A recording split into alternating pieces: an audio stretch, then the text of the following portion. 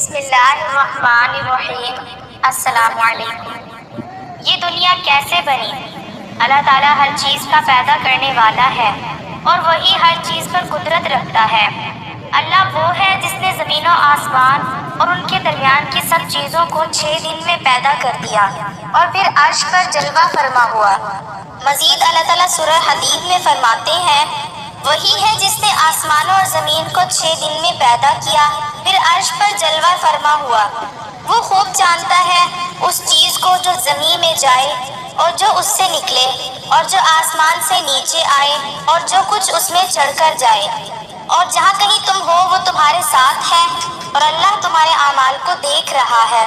اسی طرح اللہ تعالیٰ سورہ ہود میں فرماتے ہیں، اور اللہ ہی وہ ذات ہے جس نے 6 دن میں آسمانوں اور زمین کو پیدا فرمایا اور اس کا عرش پانی پر تھا۔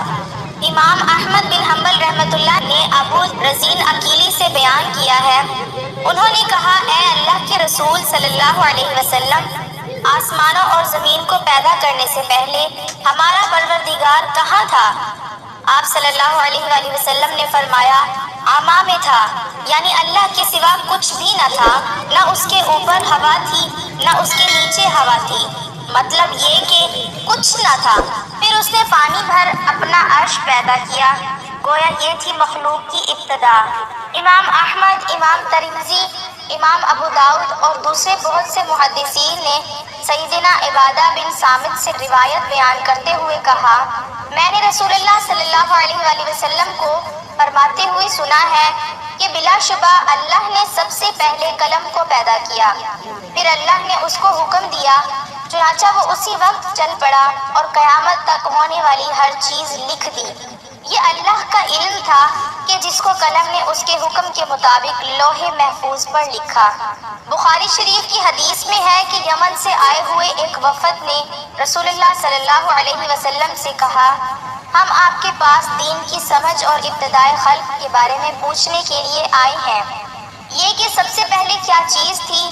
آپ صلی اللہ علیہ وسلم نے فرمایا، اللہ تھا، اس سے پہلے کوئی چیز نہ تھی، اس کا عرش پانی پر تھا، پھر اس نے لوح محفوظ پر ہر چیز لکھ دی اور آسمان اور زمین کو پیدا کیا، یعنی ابتدا میں پانی پر عرش کی تخلیق ہوئی، پھر قلم کی پیدائش ہوئی، اس نے سب کچھ لکھ دیا۔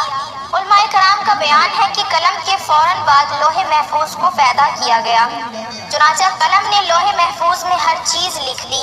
اس کے بعد کائنات کی باقی مخلوق اور آسمان و زمین کی پیدائش وجود میں آ گئی۔ اشیاء کی پیدائش والی ترتیب میں علماء کرام کے کئی اقوال ہیں۔ آسمان اور زمین کی ترتیب کیا ہے؟ اس بارے میں امام مسلم رحمۃ اللہ نے سیدنا ابو ہریرہ رضی اللہ تعالی عنہ کی روایت پیش کی ہے۔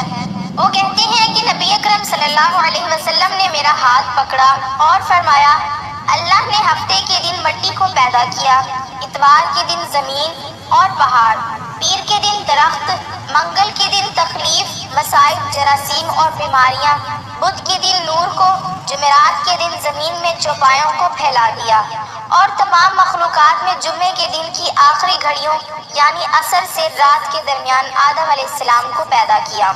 مطلب یہ کہ ابتدائے آفرین میں جن مخلوق کی تخلیق ہوئی ان میں آخری مخلوق انسان تھا۔ اس حدیث میں مختلف حالات کو نہایت وضاحت سے بیان کیا گیا۔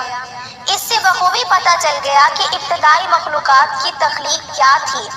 ان میں سے آخری نمبر آدم علیہ السلام کا تھا، جبکہ آدم علیہ السلام نسل انسانی میں سب سے پہلے اور تمام انسانوں کے باپ ہیں۔ انسانوں سے پہلے فرشتے اور جن پیدا ہو چکے تھے۔ صاحب عقل مخلوقات میں سب سے پہلا نمبر فرشتوں کا تھا، دوسرا نمبر جنوں کا اور آخری نمبر انسانوں کا ہے۔ فرشتوں کا اصل ٹھکانہ آسمان ہے۔ اللہ تعالیٰ سورہ شورى میں فرماتے ہیں، قریب ہے کہ آسمان اپنے اوپر سے پھٹ پڑے اور تمام فرشتے اپنے رب کی تسبیح اور تمجید بیان کر رہے ہیں اور زمین والوں کے لیے استغفار کر رہے ہیں۔ خبردار، اللہ تعالیٰ معاف کرنے والا، رحمت کرنے والا ہے۔ مسلم شریف میں ہے، سیدہ عائشہ صدیقہ رضی اللہ تعالی عنہا سے روایت ہے کہ نبی کریم صلی اللہ علیہ وآلہ وسلم نے فرمایا، فرشتوں کو نور سے اور جنوں کو آگ سے پیدا کیا گیا، اور آدم علیہ السلام کو اس چیز سے پیدا کیا گیا جو تمہارے لیے بیان کر دی گئی، یعنی مٹی سے۔ فرشتوں کی تخلیق کے بعد جنوں کو پیدا کیا گیا۔ جنوں کو بھی انسانوں سے پہلے پیدا کیا گیا تھا، جیسے کہ اللہ تعالیٰ سورۃ الحجر میں فرماتے ہیں، اور اس سے پہلے جنات کو ہم نے لو والی آگ سے پیدا کیا۔ جنات کے بارے میں بہت زیادہ آیات و احادیث موجود ہیں۔ اللہ تعالیٰ فرماتے ہیں، اور جنات کو آگ کے شعلے سے پیدا کیا گیا۔ یہ آگ کے بھڑکتے شعلے کے کنارے کو کہتے ہیں۔ گویا جنوں کو آگ کی جڑ سے نہیں بلکہ آگ کے شعلوں کے کنارے سے پیدا کیا گیا۔ قرآن مجید میں اللہ تعالیٰ نے ابلیس شیطان کا قول نقل کیا، تو نے مجھے آگ سے پیدا کیا، اس طرح پہلے بھی بیان ہو چکا ہے۔ اللہ نے فرمایا، اس سے پہلے جنات کو ہم نے لو والی آگ سے پیدا کیا۔ یہ ہے جنات کی اصل اور بنیاد۔ ابلیس ملعون بھی جنات میں سے ہے، اور اس مسئلے میں کسی کو تردد اور شبہ نہیں ہونا چاہیے، اس لیے کہ قرآن مجید میں ہے، اور ابلیس جنوں میں سے تھا، مطلب یہ کہ وہ فرشتوں میں سے نہیں تھا۔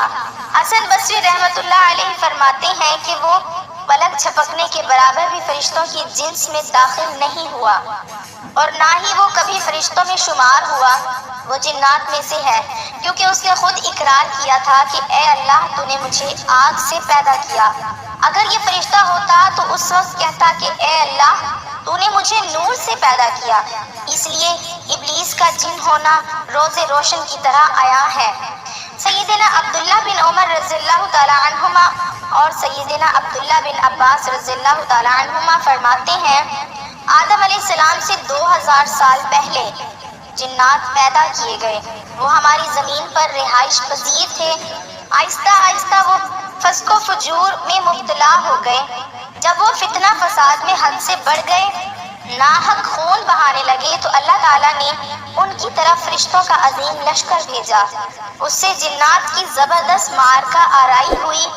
اس معرکہ آرائی میں فرشتوں نے جنوں کو تہس نہس کر دیا، اور وہ سمندروں کے جزیروں میں پناہ لینے پر مجبور ہو گئے۔